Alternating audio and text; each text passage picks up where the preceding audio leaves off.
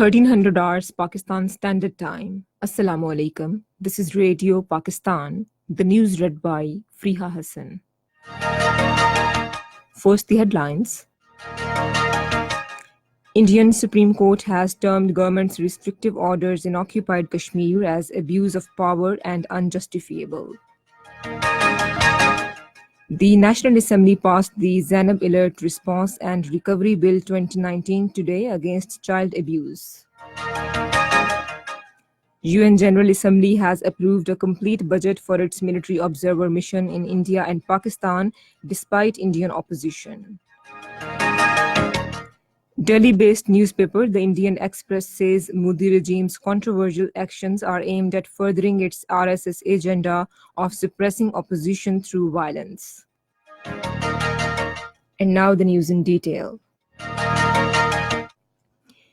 Indian Supreme Court has asked the government to review its actions in occupied Kashmir within 7 days as these are unjustifiable. Pronouncing its verdict today on pleas filed against restrictions in the territory, the court termed Indian government's restrictive orders in occupied Kashmir as abuse of power.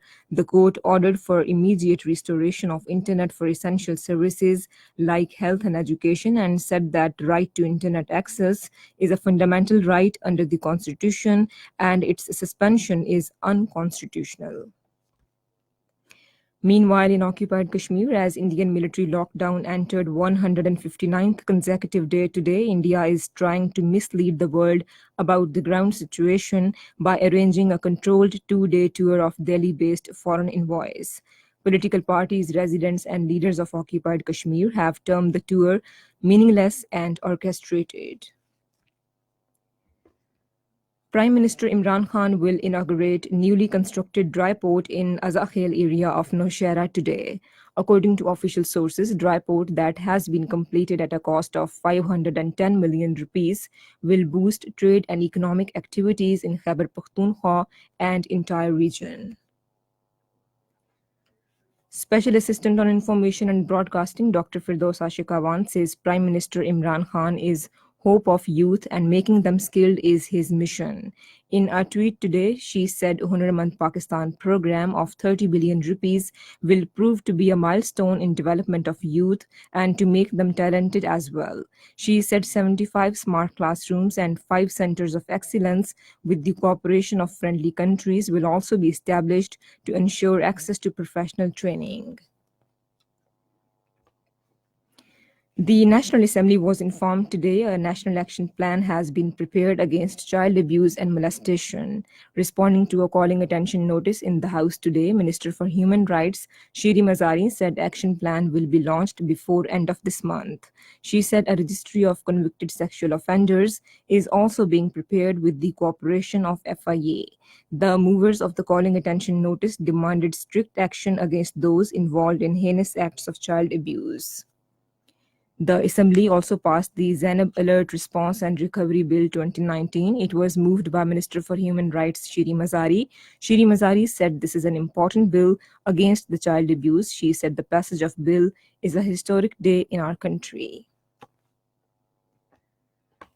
Despite India's efforts to curtail funding for United Nations military observer mission in India and Pakistan, which monitors line of control in disputed Kashmir region, the General Assembly has approved a complete budget line for the peacekeeping unit.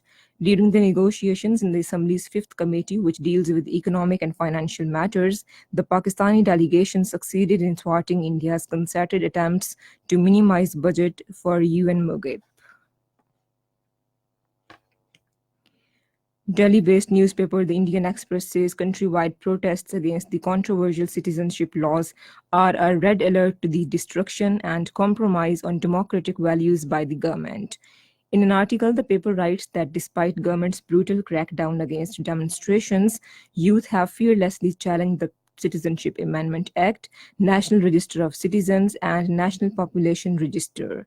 The paper opines that controversial actions by Modi government were aimed at furthering the RSS agenda of intimidating any opposition through violence and targeted attacks. Russia has announced ceasefire deal with Turkey in Syria's Idlib province. The deal paves way for a halt in continued fighting in the province and also allows delivery of humanitarian aid. And that is the end of this news bulletin. For more news and analyses, log on to our website radio.gov.pk and also watch live video streaming of our bulletins on the link facebook.com/Radio Pakistan News Official.